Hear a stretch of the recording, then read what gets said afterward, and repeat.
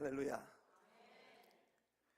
우리는 참으로 축복된 예배자들입니다. 오늘 앉아서 예배를 드리면서 말이에요, 야, 우린 참 호강하는 예배자들이다. 네, 그런 생각을 지울 수 없었어요. 우리 월술 리더들이 찬양을 하는데 여러분, 세상 어디에서 보사노바에 맞춘 살아계신 주를 부를 수 있겠어요? 블루노트 뭔지 아십니까? 블루노트에 앉아서 아주 능청맞은 흑인 펄커션 주자가 눈을 지그시 감고 온몸 뼈마디가 다 따로 노는 그런 느낌 있죠. 근데 리듬의 정체는 우리 한국 사람들이 잘 아는 쿵따라락딱 삐약삐약 이거예요. 쿵따라락딱 팍탁. 살아계신 주. 여러분들이 이 찬양을 부를 때는요, 몸에서 이게 나와야 돼요. 어딘가에 그냥 황홀함에 빠져있는 그 모습, 그냥 군인 처음은 그렇게 우리가 정말 우리의 영혼을 깊이 만져주시는 그런 찬양 속에 황홀해 있는데, 우리 성가대가 또 찬양을 하는데요, 와, 은쟁반의 옷구슬. 성대에 어디 먼지 하나 걸려 있는 것 같지 않은 그렇게 해맑은 솔리스트의 아름다운 노래와 우리 성가대의 가슴을 뜨겁게 하는 그런 찬양. 저는 이 자리에 앉아 주님을 예배하면서 우리는 정말 호강하는 예배자들이다, 그런 생각을 했습니다. 거기다가 이 세상 어디에서도 들을 수 없는 명품 설교.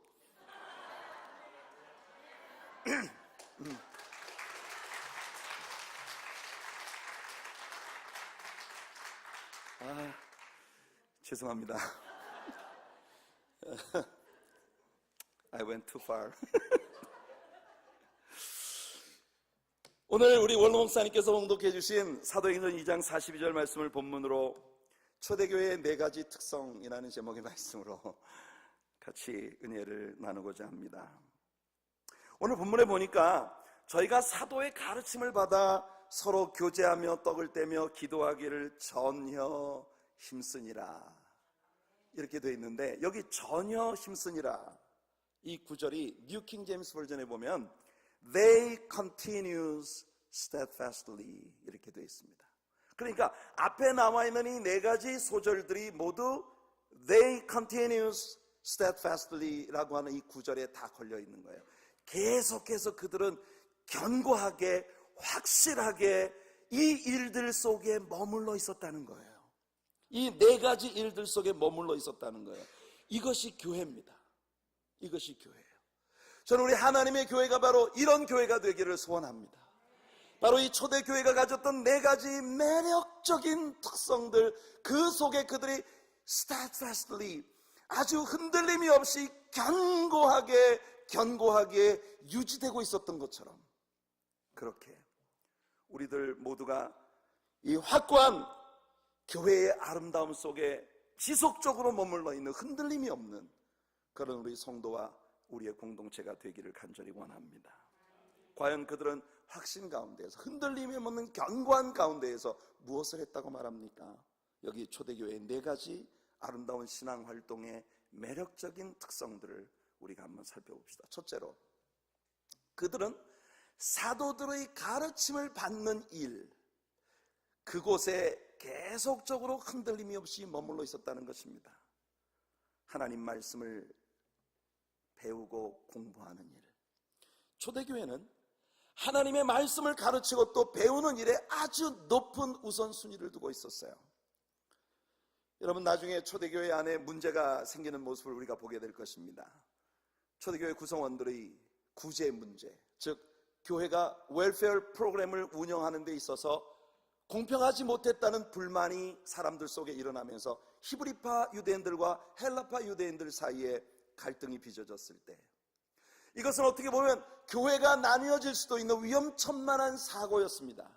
그런데 이 문제를 해결하는 데 있어 사도들이 진단한 이 문제의 원인이 무엇이었느냐?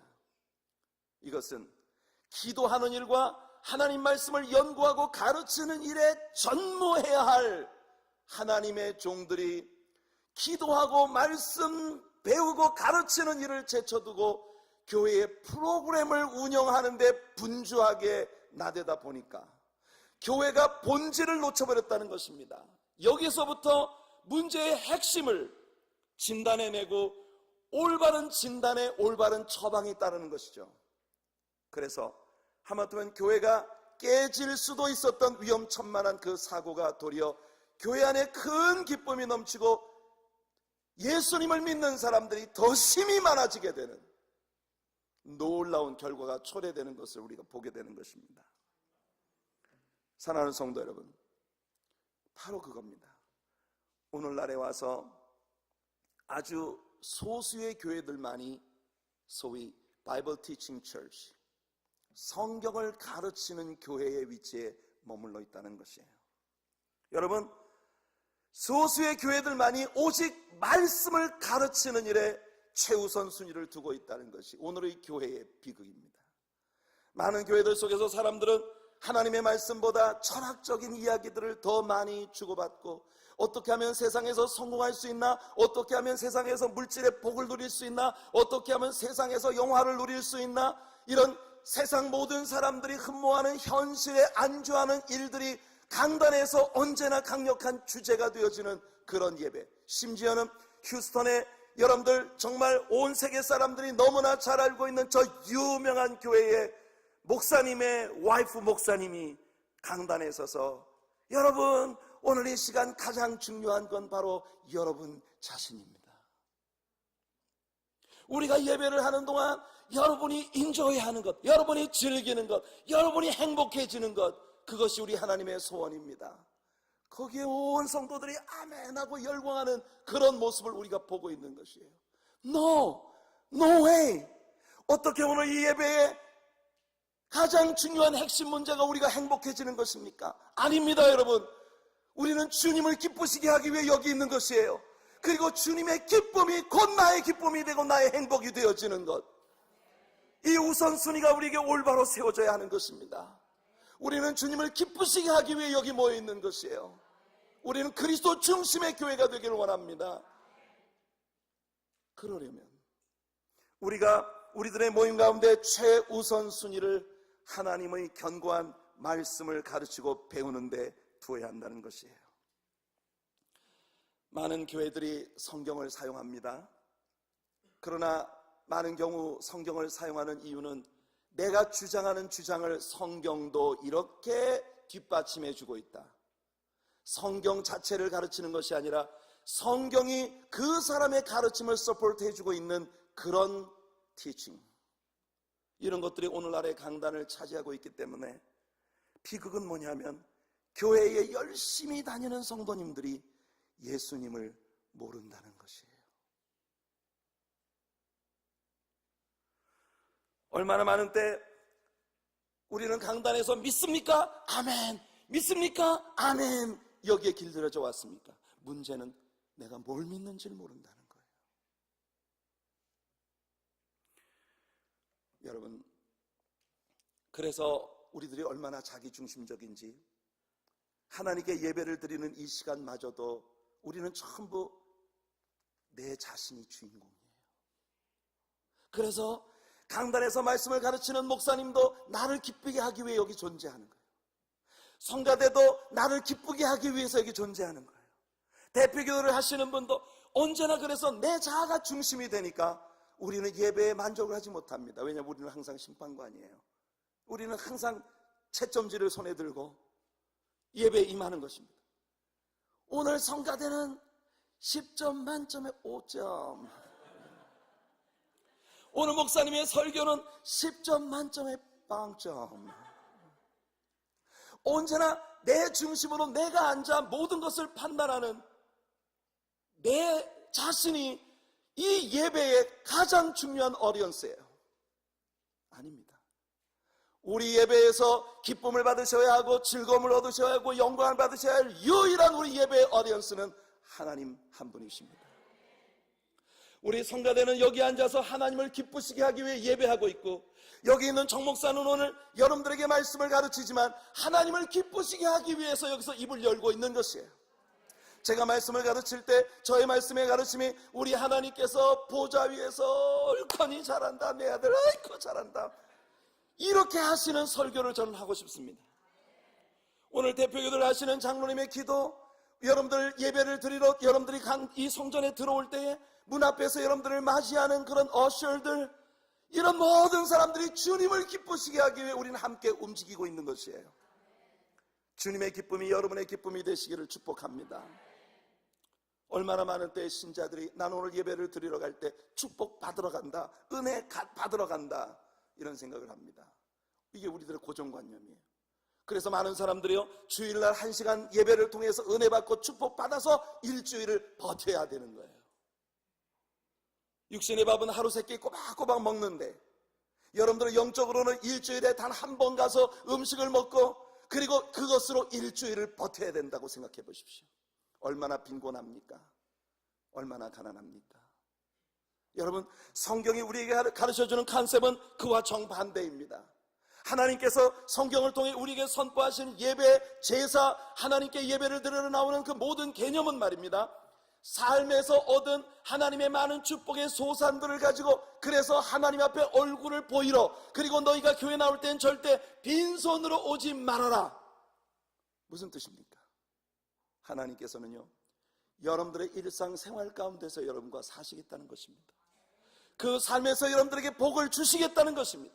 그 삶에서 여러분들이 축복을 받고 은혜를 받고 은혜를 깨닫고 여러분들의 삶이 주님과 동행하는 삶이 되어질 때, 여러분들이 주일날 예배를 드리러 나오는 시간은 일상생활 가운데서 살아계신 하나님과 함께 누렸던 모든 것들에 대한 감사의 소산들을 가지고 주님께 나와 우리는 드리러 오는 것이에요.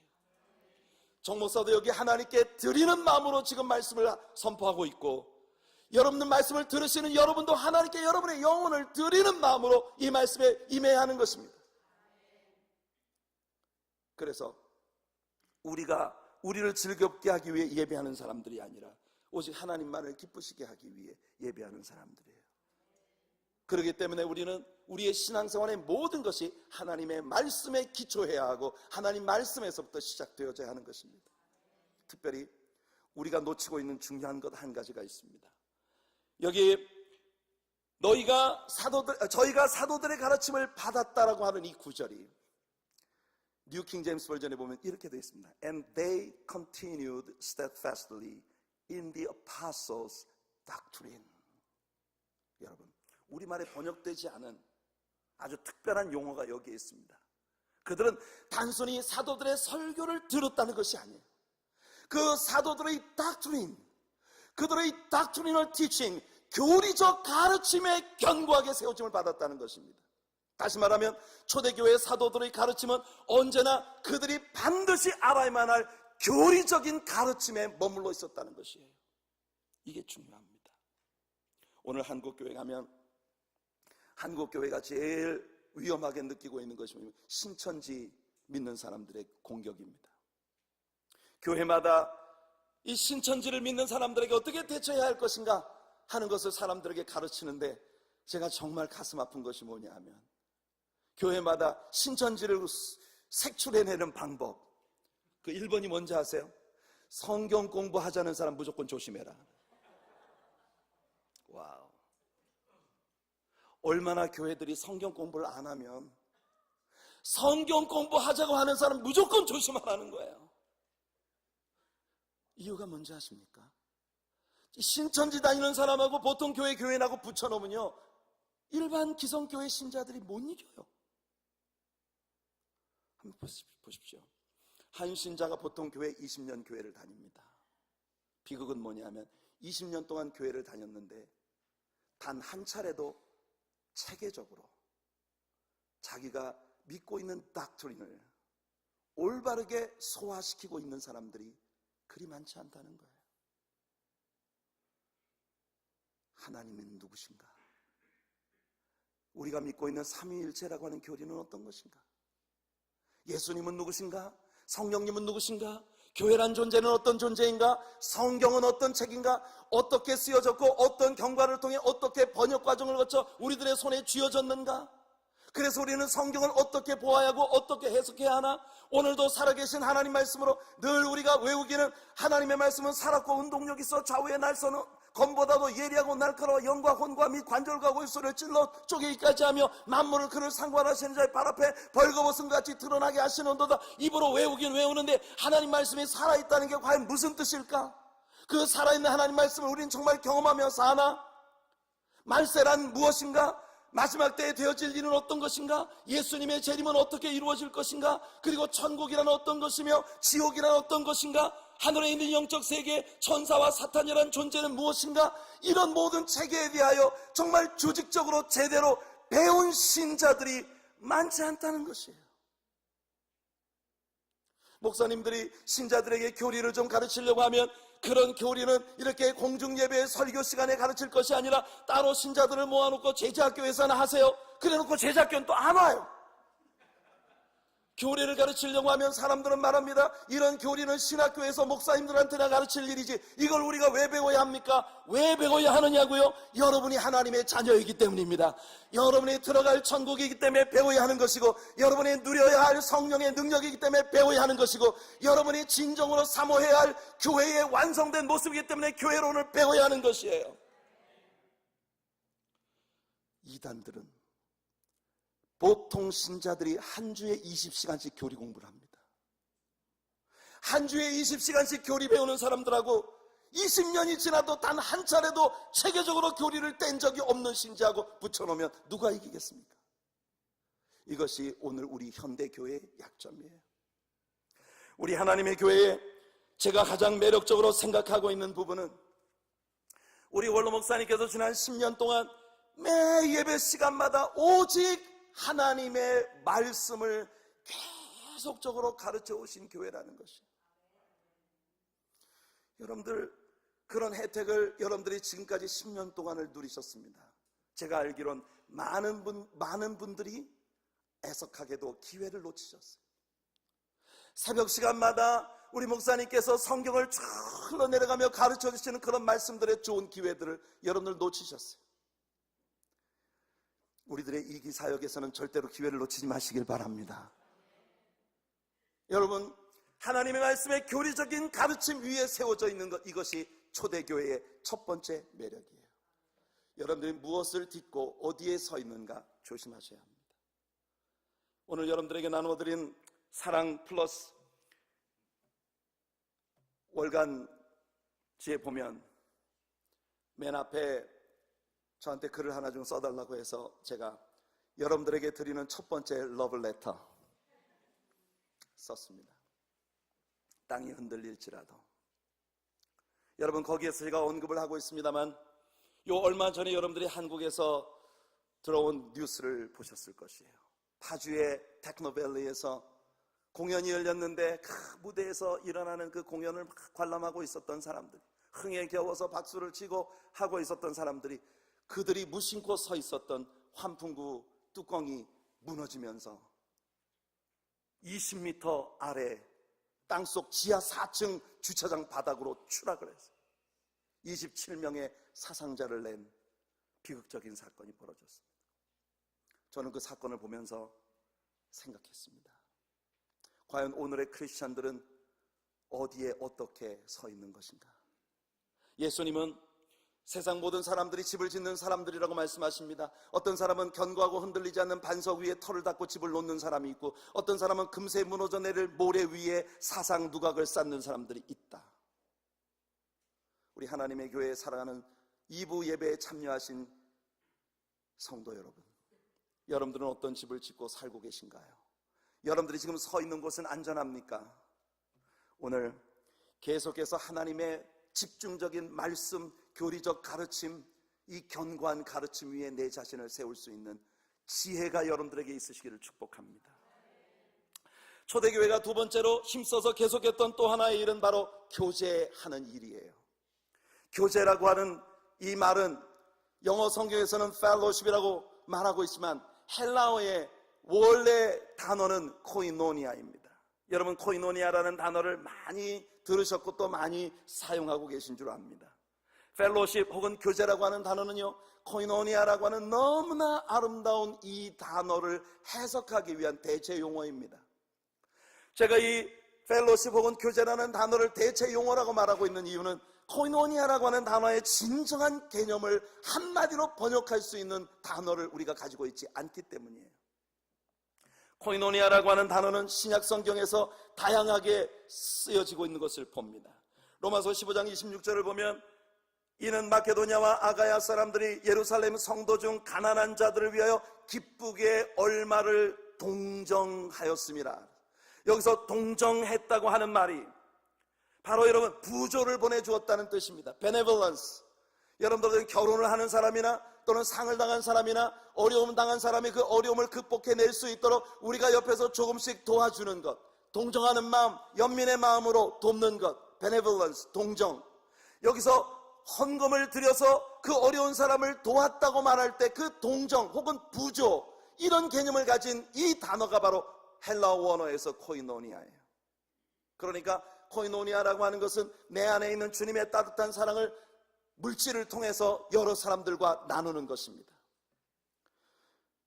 우리 성경에서 contribution, 동정심으로 많은 사람들에게 무엇을 주는 것, 드리는 것, 바치는 것, 기여하는 것, 코이노니아라는 단어가 이런 의미로 쓰여졌습니다. 고린도후서 6장 12절에는요 또 다른 의미가 나옵니다. 너희는 믿지 않는 자와 멍에를 같이 하지 말라. 의와 불법이 어찌 함께하며 빛과 어두움이 어찌 사귀며. 여기서 빛과 어두움이 어찌 사귀겠느냐라고 할 때 What communion has light with darkness, 그렇게 되어 있습니다.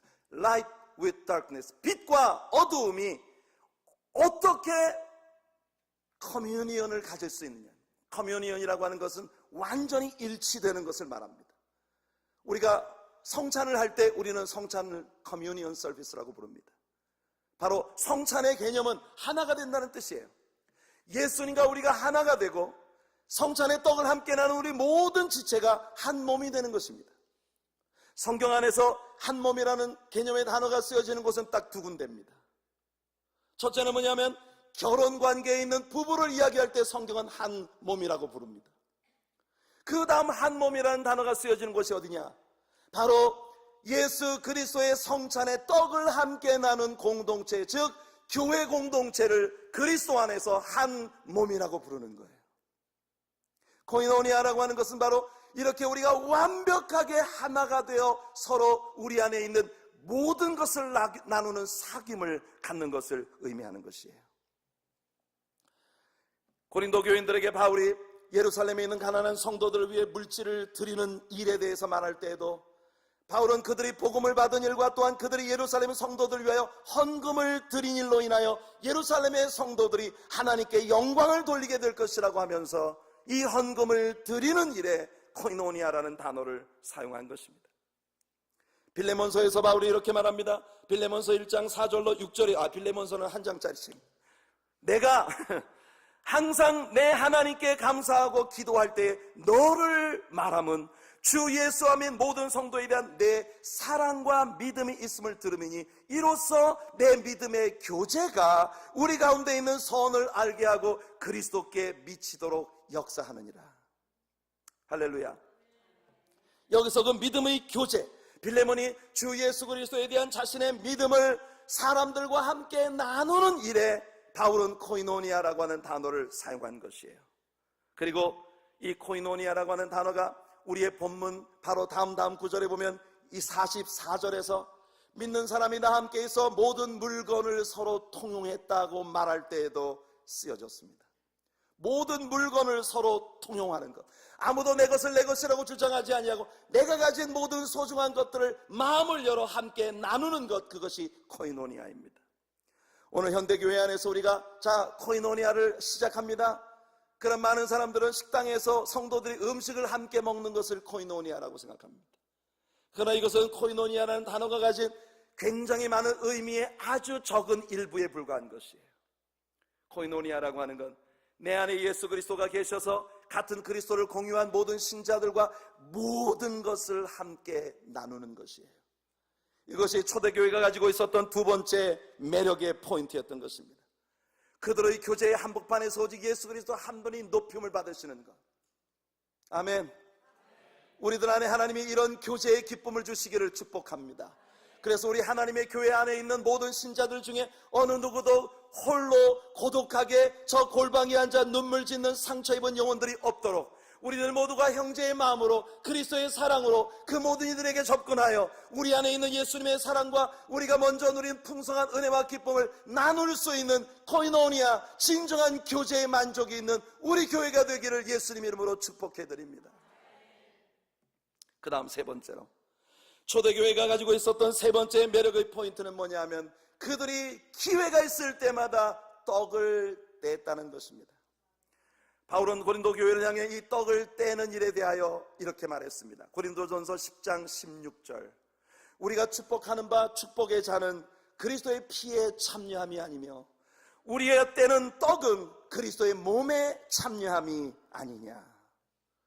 여기서 커뮤니언, 이 성찬이라는 단어는 바로 헬라어에서 코이노니아와 같은 개념이었다고 제가 여러분들에게 이미 말씀을 드렸습니다. 성찬에서 우리는 그리스도 안에서 우리가 하나라는 것을 나타내는 것이에요.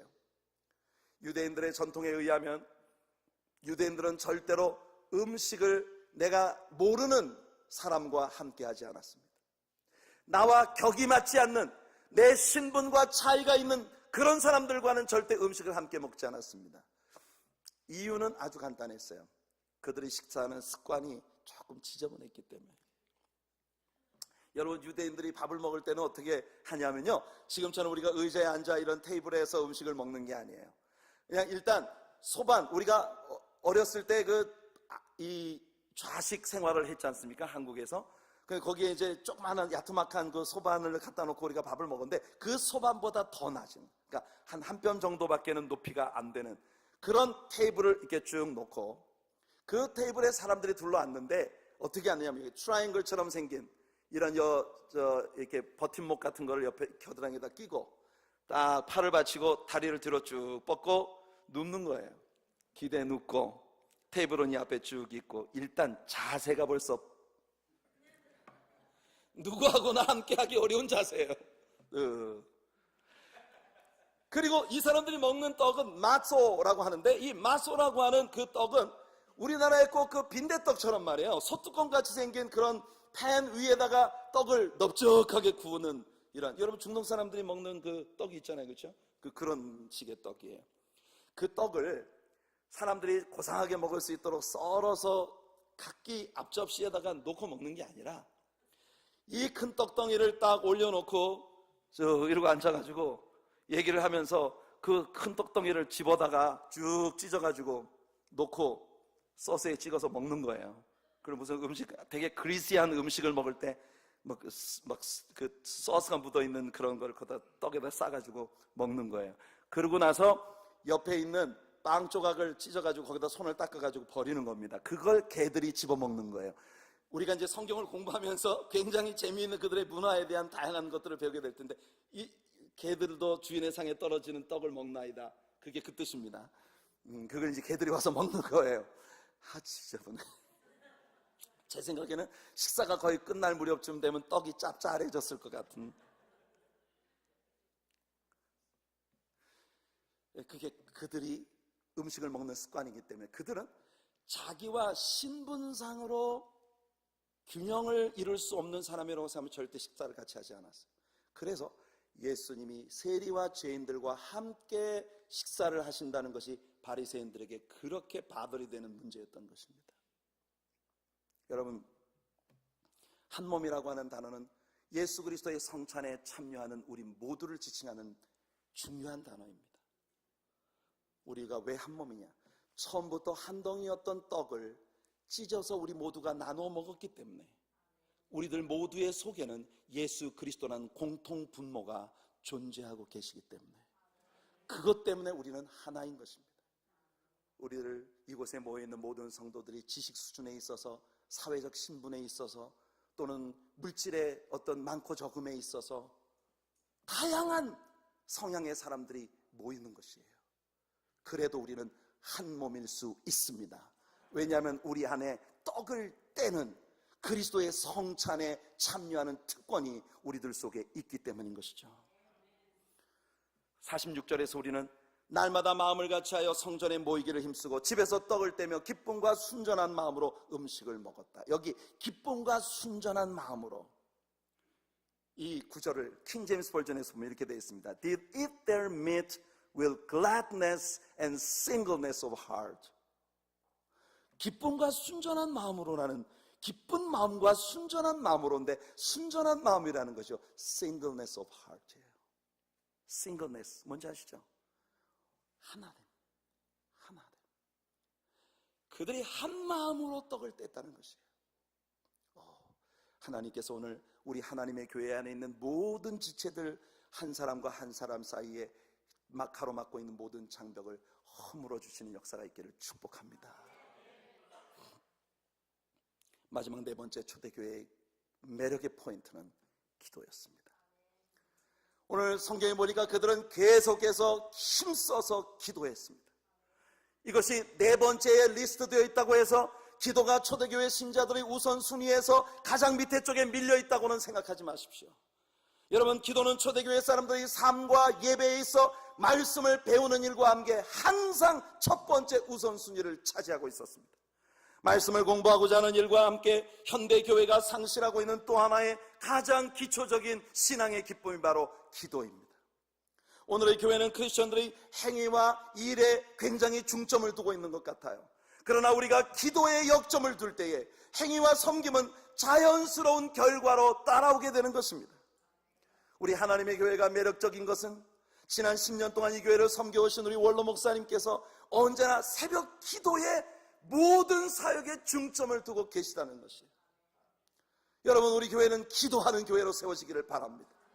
지금까지 새벽 기도에 나오지 않으시던 여러분들, 오늘 하나님의 성령께서 여러분들의 마음을 만져주시기를 축복합니다.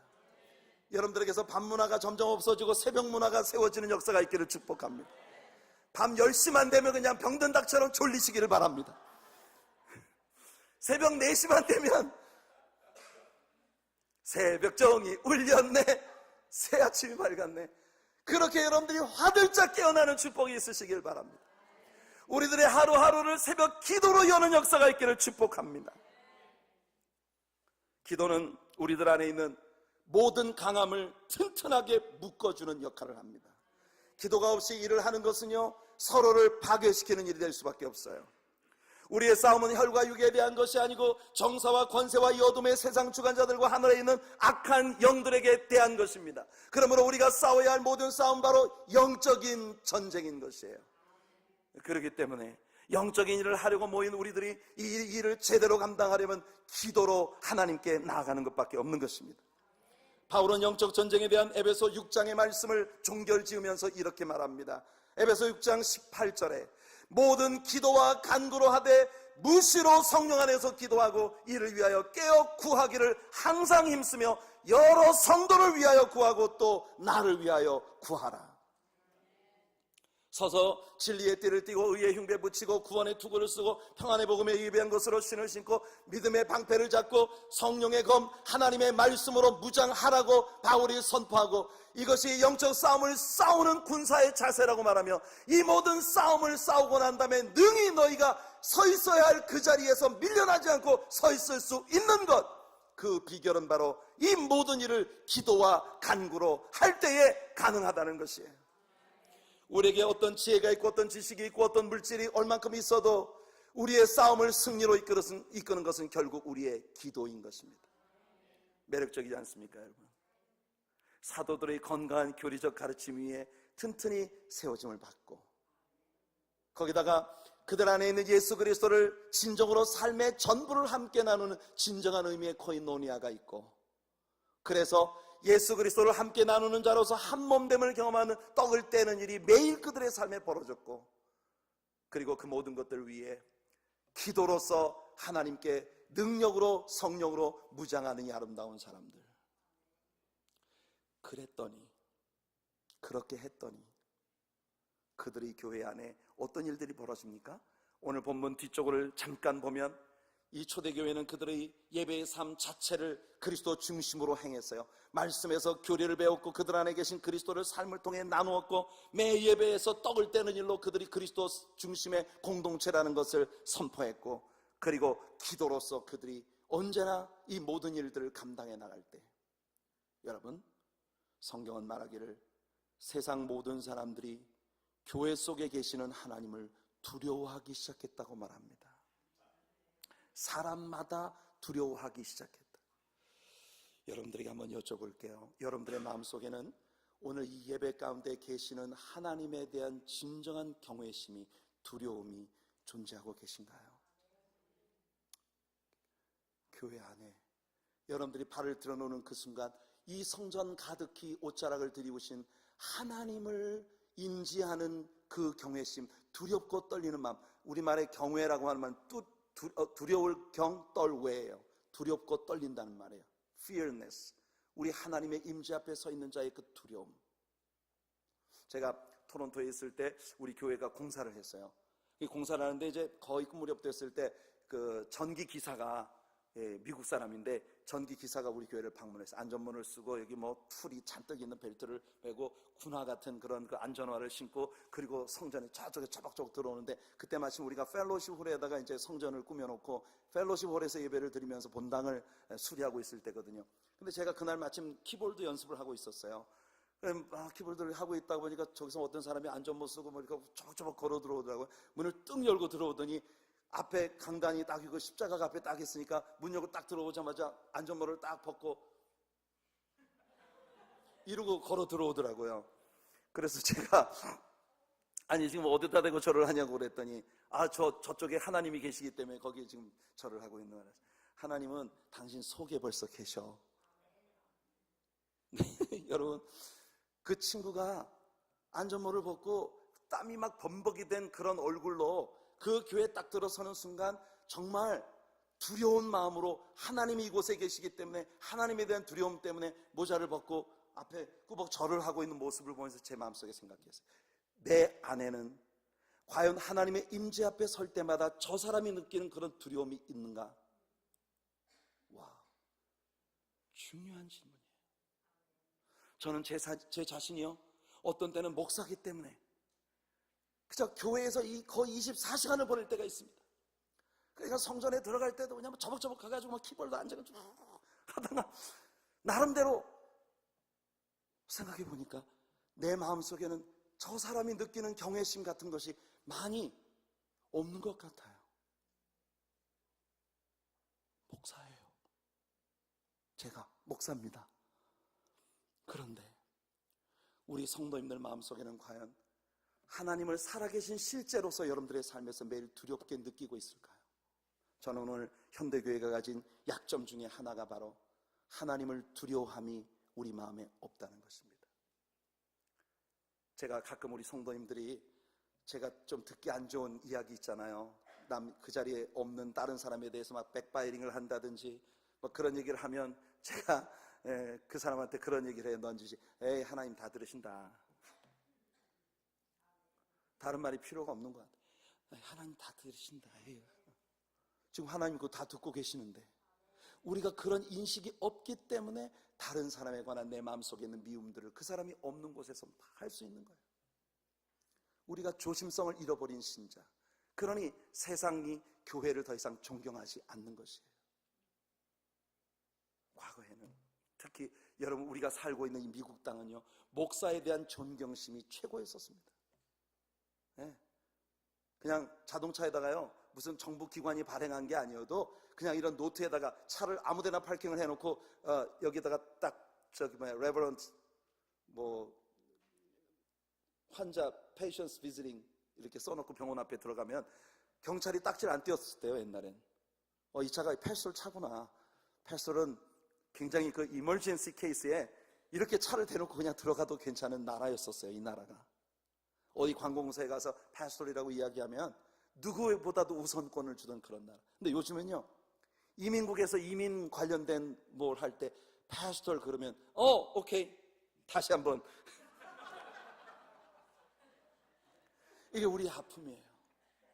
여러분, 초대교회는 말입니다, 세상 모든 사람들이 교회를 바라보며 두려운 마음을 갖고 있었어요. 왜? 저 사람들이 말하는 건 진짜라니까. 저 사람들이 누구에게 저주가 임한다면 그게 진짜고요, 축복이 온다면 진짜고요. 사람들이 느끼는 기독교 공동체에 대한 모습이 바로 그런 것이에요. 여러분 혹시 이런 거 생각해 보신 적 있으신지 모르겠어요. 여러분, 아나니아와 삽비라가 죽었습니다. 그 광경을 여러분 한번 자세히 살펴보신 적이 있나요? 아나니아가 먼저 죽습니다. 그런데 얼마 지나지 않아서 그 와이프 사파이라가 들어왔어요. 근데 진짜 중요한 건 뭐냐면 와이프가 자기 남편 죽었다는 사실을 모르고 여기 왔어. 어떻게 그럴 수가 있죠? 남편 장례식을 했단 말이에요. 근데 와이프도 없이 가서 묻어버렸어. 그걸 다 누가 했냐면 그냥 교회가 한 거예요. 베드로 앞에서 한 남자가 죽었어요. 사람들은 그냥 마치 아무 일도 없었던 것처럼 그 사람 끌고 가서 묻어버리고 왔습니다. 근데 부인이 아무것도 모르고 덜렁덜렁 들어와요. 이럴 수 있습니까, 여러분? 오늘 같으면 교회를 상대로 수를 하고 막 난리가 났을 거 아닙니까? 도대체 목사가 뭘 어떻게 했길래 내 남편이 죽냐 이거야. 이럴 수 있잖아요. 그런데 그 시대에는 교회 안에서 사람이 죽었는데 이 일을 하나님께서 하셨다고 모두가 받아들일 수 있었다는 것입니다. 그래서 아무도 문제를 제기하지 않고 장례식까지 치러버렸어요. 그리고 부인이 들어왔는데 부인이 몰라. 어떻게 생각하십니까, 여러분? 이것이 초대교회가 가지고 있었던 권위입니다. 권위. 교회 안에서 되어지는 모든 일들이 진짜로 살아계신 하나님이 주도하신 일이라는 걸 모두가 신뢰할 수 있었다는 것이에요. 우리 교회가 그런 교회가 되길 바랍니다. 우리가 하나님의 권위를 되찾는 교회가 되길 바랍니다.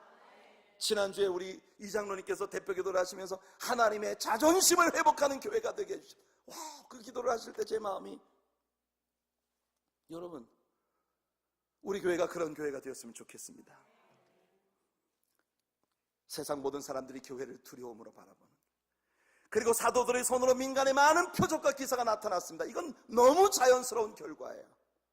하나님께서 함께 하시면 하나님의 일이 벌어질 수밖에 없죠. 할렐루야. 그리고 마지막으로 성경은 우리들에게 말합니다. 아까 제가 여러분들에게 읽어드린 바 있는 44절. 믿는 사람이 다 함께 있어 모든 물건을 서로 통용하고 또 재산과 소유를 팔아 각 사람의 필요를 따라 나누어 주었다. 그들의 하나됨은 삶을 통해서 증명되기 시작했습니다. 그 삶의 증명이 뭔지 아십니까? 자기들의 소유를 팔기 시작했어요. 내가 누릴 수 있는 것 이상 가지고 있는 모든 걸 다 팔았습니다. 그리고 그것을 가지고 교회에 몰려드는 그 가난하고 어려운 사람들을 위해서 내어주기 시작했어요. 이게 초대교회 규칙은 아니었습니다. 사도들 중에 누구도 성도들에게 그렇게 하라고 강요한 적이 없었어요. 그런데도 불구하고 사람들이 자발적으로 정말 자원하는 마음으로 이 일을 시작한 것입니다. 놀라운 일이에요. 여러분, 제가 하나님 말씀을 공부할 때 명백하게 나타나는 하나님이 내 중심에 계신 사람, 하나님과 함께 하나님을 진정으로 사랑하는 사람의 삶에 나타나는 첫 번째 증거가 뭐냐? 하나님을 위해서 지갑을 연다는 거예요. 여러분 어떻게 생각하세요? 저는 좀 현실적인 사람이 됐으면 좋겠어요. 하나님께서는 여러분들이 주님을 향한 뜨거운 사랑을 하나님을 위해 기꺼이 여러분들의 지갑을 여는 것을 통해서 보기를 원하십니다. 하나님의 일이 이루어지는 데에는 많은 물질이 필요해요. 그런데 우리 하나님은요, 은도 내 것이고 금도 내 것이고 천하에 있는 모든 기식하는 것들이 다 내 것이라고 하십니다. 그러니까 하나님이 모든 것의 주인이신데, 모든 것의 주인이신 하나님께서 우리 같은 사람들을 써주신다는 게 복인 것이에요. 여러분 초등학교 때 그런 거 안 해보셨습니까? 저는 어렸을 때 반장이었습니다. 선생님이 교실에 들어와가지고 뭘 가르치다가 석진아, 교무실 가서 분필 좀 갖고 와라. 와우! 기분 끝내주는 거예요. 그 클래스에 말이에요, 우리 학교 다닐 때 한 클래스에 애들이 90명이 90명. 그 90명 되는 애들 중에 선생님이 딱 나를 꼬집어서 석진아, 네가 요즘 갔다 올래? 교무실 좀 갔다 올래? 야, 선생님! 보란듯이 하나님께서는 지금 저와 여러분들에게 그런 일을 시키기를 원하시고 계신 것입니다. 이 세상에 우리보다 돈 많은 사람이 없습니까? 우리보다 지식 많은 사람이 없습니까? 하나님이 우리 돈이 없으면 아무것도 못 하시나요? 하나님은 모든 것을 가지신 분이세요. 그런데 그 하나님께서 저와 여러분들을 쓰시겠다는 것이에요. 하나님을 사랑한다고 말씀하십니까? 그렇다면 여러분 주님을 위해 지갑을 여세요. 그게 증명입니다. 아유, 우리 정 목사님은 되게 세속적인 분이시네. 어떻게 돈하고 믿음을 견줄 수가 있어? 와우.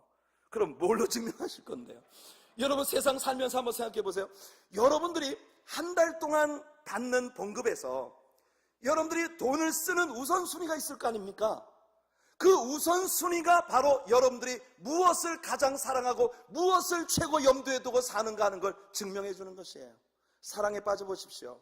밑도 끝도 없이 쓰게 됩니다. 하나도 아깝지 않아요. 저 사람이 나중에 나를 배신해도 눈물을 흘리면서 그래도 난 행복해. 이게 사랑이에요. 여러분들 주님과 사랑에 빠지시길 바랍니다. 전 여러분들에게 돈을 요구하지 않아요. 주님과 사랑에 빠지십시오. 그리고 여러분이 주님과 사랑에 빠졌다는 걸 여러분들이 그렇게 하지 않을 수 없는 자연스러운 섬김의 행위를 통해 보여주시길 바랍니다. 제가 설교 가운데 어떤 개인의 간증을 잘 이야기하지 않는 스타일입니다. 오늘 말씀을 제가 준비하다가 사실 제 노트에는 전혀 없습니다만은 생각이 났어요. 제가 한국에서 방금 여기 미국에 오기 전까지 섬겼던 교회에 한 여자 집사님이 계십니다. 분명히 sooner or later 우리 교회를 방문하실 거예요. 그분은 저하고 정말 한몸 같은 그런 지체이기 때문에 3년 동안 제가 한국에서 사역을 하는 동안 극동방송이라는 방송 사역에 늘 함께 가서 FT 역할을 해주면서 제 아침에 그 큐티로 여는 하루라는 생방송을 제가 진행을 했어요. 그 방송을 옆에서 도왔던 그 집사님이에요. 이 집사님이 말입니다. 어렸을 때 아주 건강한 사람으로 태어났어요. 그런데 초등학생 때 왠지인지 소아마비가 와서 갑자기 다리를 못 쓰게 됐어요. 다리를 저는 그런 불구의 몸이 됐습니다. 얼마나 속이 상하겠어요. 온 가족들이 다 비통에 빠지고 그렇게 집안에서 사랑을 독차지하던 아빠의 사랑을 진짜 아빠가 금지옥엽 아끼는 그런 딸이었. 근데 갑자기 소아마비가 돼서 몸이 불구가 되면서 그때부터 항상 비관하고 인생이 왜 이렇게 꼬여야 되지? 나는 왜 하필이면 왜 나에게 이런 일이 벌어지는 거야? Why me? 그렇게 살다가 이 자매가 예수님을 믿었습니다. 그러면서 예수님께서 나에게 이 몸을 이렇게 못 쓰게 만드신 것도 뭔가 뜻이 있을 거야. 그런데요, 남편을 만났어요. 결혼을 했습니다. 와, 남자가 너무너무 믿음이 좋고 너무너무 사랑이 많은 남편이에요.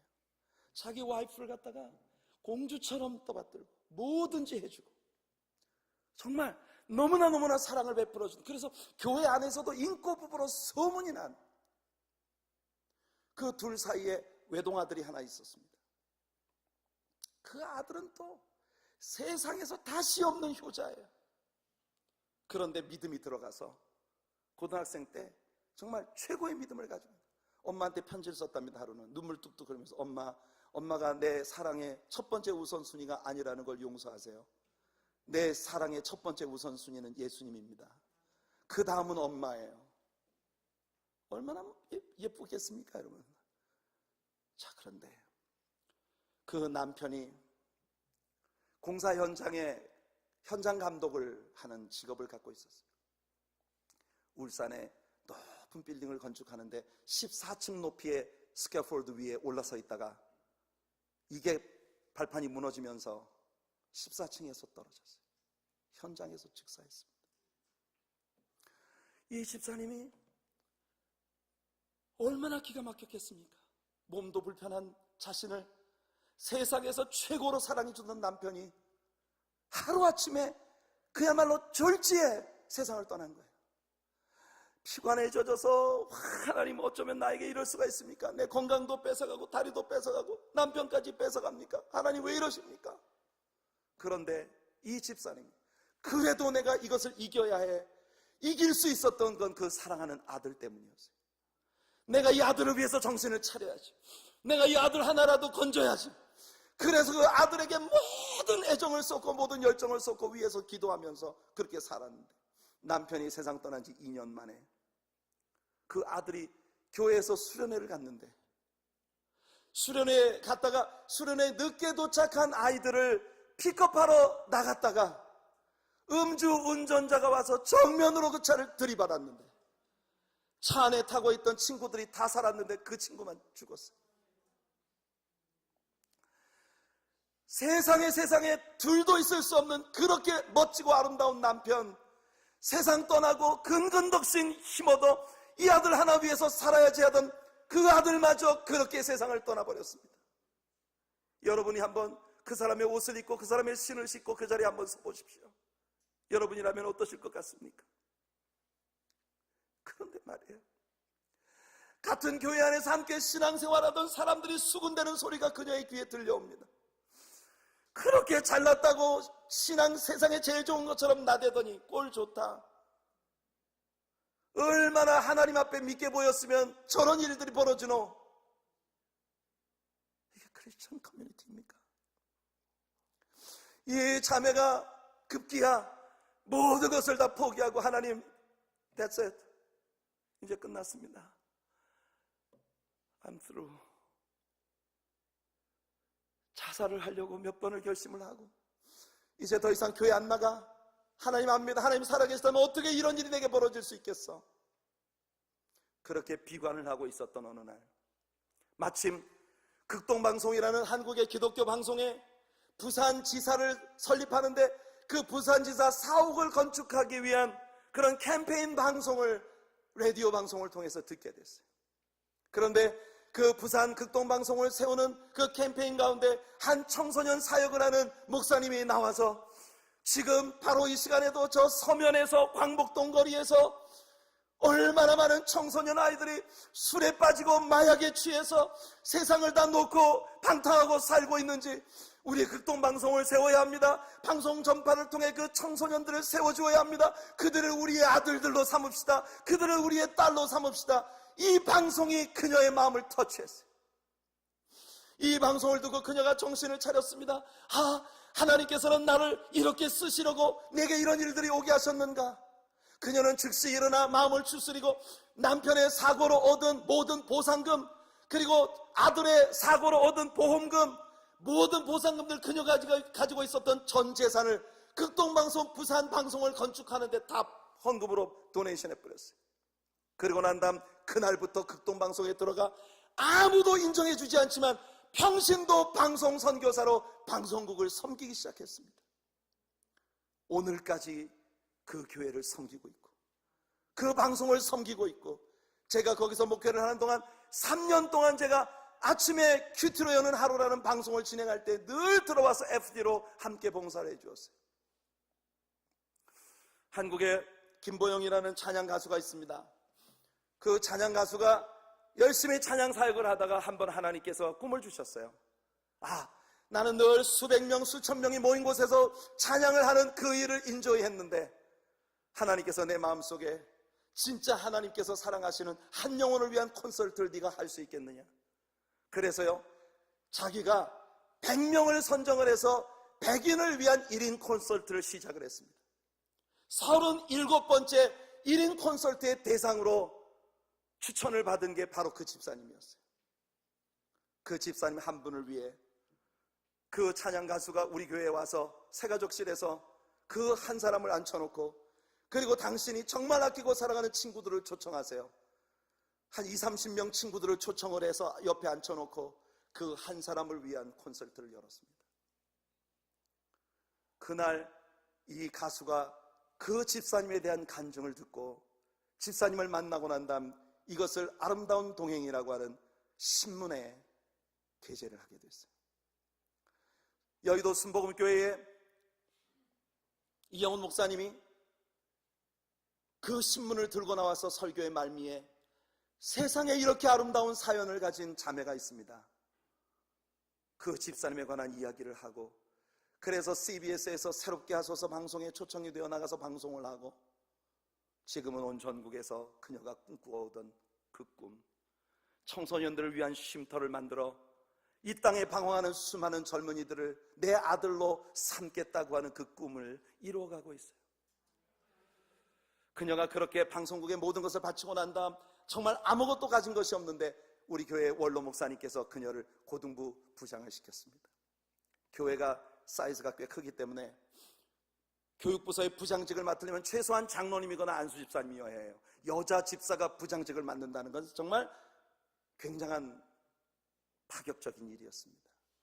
그런데 그녀는 고등부를 맡자마자 은행에서 1,000만 원을 융자를 받았어요. 그 1,000만 원을 자기가 섬기는 고등부 아이들을 위해서 매일 맛있는 음식을 해주고 그 아이들을 자기 집에 친자식처럼 데려다가 재워주고, 방황하는 부모님과 갈등이 있고 어려움이 있을 때 그 아이들을 위해서 카운슬링 해주고, 매일 큐티 자료를 구입을 해서 아이들에게 무료로 배포하고 매일 성경 묵상을 통해 그 아이들을 양육하는 엄마가 됐습니다. 오늘날 그 교회의 고등부는요, 매 연말마다 50명 이상의 청년부로 고등부를 졸업하고 올라가는 새 신자를 배출하는 파워풀한 고등부가 됐어요. 여러분, 사랑하십니까? 하나님을 사랑하십니까? 우리들 안에서 그 사랑이 증명될 수 있게 되기를 간절히 바랍니다. 제가 이 설교를 준비하다가 마음속에 그런 생각이 들었어요. 정말 하나님께서 제 마음속에 너무나 burden을 주시고 제 마음속에 그런 생각을 주세요. 우리 하나님의 교회가 지금 이 시점에 하나님을 향한 우리들의 사랑을 증명할 수 있는 가장 좋은 길이 뭐가 있을까? 저는 갑자기 우리 원로 목사님을 생각했습니다. 지난 10년 동안 우리 원로 목사님이 우리 교회를 섬겨주셨습니다. 저는요, 원로 목사님을 처음 만나던 그 순간부터 지금까지 목사님을 바라볼 때마다 내가 발벗고 쫓아가도 쫓아갈 수 없는 한 가지 목사님의 특징을 제가 발견합니다. 우리 목사님은 여러분들의 가정의 자녀들 한 사람 한 사람의 이름을 기억하고 그들을 위해 늘 중보해. 무슨 일이 있을 때마다 여러분들의 그 가정을 위해서 중보하고, 여러분, 지난 10년 동안 이 교회를 섬겨오신 우리 목사님의 사랑이 미치지 않은 가정이 우리 교회에 한 가정도 없다고 저는 확신합니다. 그런 우리 목사님께서 이제 10년 동안의 이 교회의 사역을 마치시고 정말 이제는 여생을 편안하게 쉬실 수도 있는 연세에 니카라구아에 신학교를 세워 목사라는 직분을 가졌는데 아직도 하나님 말씀을 체계적으로 공부할 기회가 없었던 그 불쌍한 사람들, 그리고 그들을 통해 말씀을 배우는 그 불쌍한 사람들, 그들을 마음에 품고 신학생을 양성하려고 계획을 하고 계십니다. 제가 목사님 말씀을 들으니 많이도 아니고 3개의 클래스에 한 클래스에 20명씩만 신입생을 받으려고 하신다고 하시더라고요. 신입생 한 명이 한 달 동안 공부를 하고 먹고 생활할 수 있는, 책 사보고 공부를 할 수 있는 유지비가 1인당 100불씩 든답니다. 목사님의 그 말씀을 우연히 곁에서 듣고 그 순간부터 제 마음속에 기도가 시작됐습니다. 하나님, 제1기 60명 학생 우리 하나님의 교회 성도님들이 책임지게 해주십시오. 그 사람들 3년 공부 마칠 때까지 우리 하나님의 교회 성도들이 책임질 수 있게 해주십시오. 저도 최선을 다해서 한 몫을 감당하고 싶습니다. 여러분, 한 세대가 가고 다음 세대가 옵니다. 저는 우리 미주 한인교회 역사 가운데 정말 아름다운 또 하나의 새로운 역사를 우리 교회가 만들어낼 수 있었으면 좋겠습니다. 100불이라고 하는 돈이 여러분들이 저 한번 불러서 밥 한번 사주면 써야 되는 돈이에요. 제가 이 교회에 오니까 우리 성도님들마다 저한테 조심스럽게 말씀하는, 목사님 식사 한번 같이 하세요. 제가 먹었다고 칠게요. 여러분, 저는 우리 원로 목사님과 이 부분에 대해서 한 번도 말씀을 한 적이 없습니다. 다만 목사님이 꿈을 가진 것에 대해서 이야기하시는 걸 곁에서 한 번 들었을 뿐이에요. 그런데 하나님께서 그 말씀을 듣는 순간 제 마음에 볼든을 주셨습니다. 우리 목사님이 10년 동안 우리 교회를 섬겨주시고 이제 모든 것을 내려놓으시고 은퇴를 하시는데 또 어디 가서 펀드레이징을 하셔야 하겠습니까?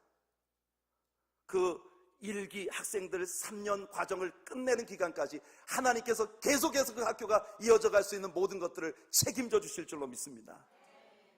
그 첫 번째 학생들 60명은 우리가 한번 책임져 보자고요. 저는 할 수 있다고 믿어요. 능히 할 수 있다고 믿어요. 항상 교회의 일 속에는 사람들이 그렇게 말을 합니다. 에브리바디가 이 모든 일이 이루어져야 된다고 믿어요. 그런데 에브리바디가 생각하기를 썸바디가 할 거라고 생각해요. 그런데 애니바디도 하지 않았어요. 그래서 노바디가 그것을 했어요. 우리는 하나님을 사랑한다고 늘 말합니다.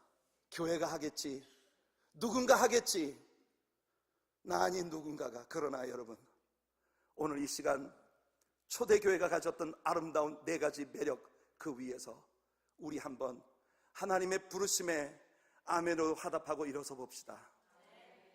성도 여러분, 우리 한번 주님을 향한 우리들의 사랑을 입증하는 썸바리가 되어봅시다.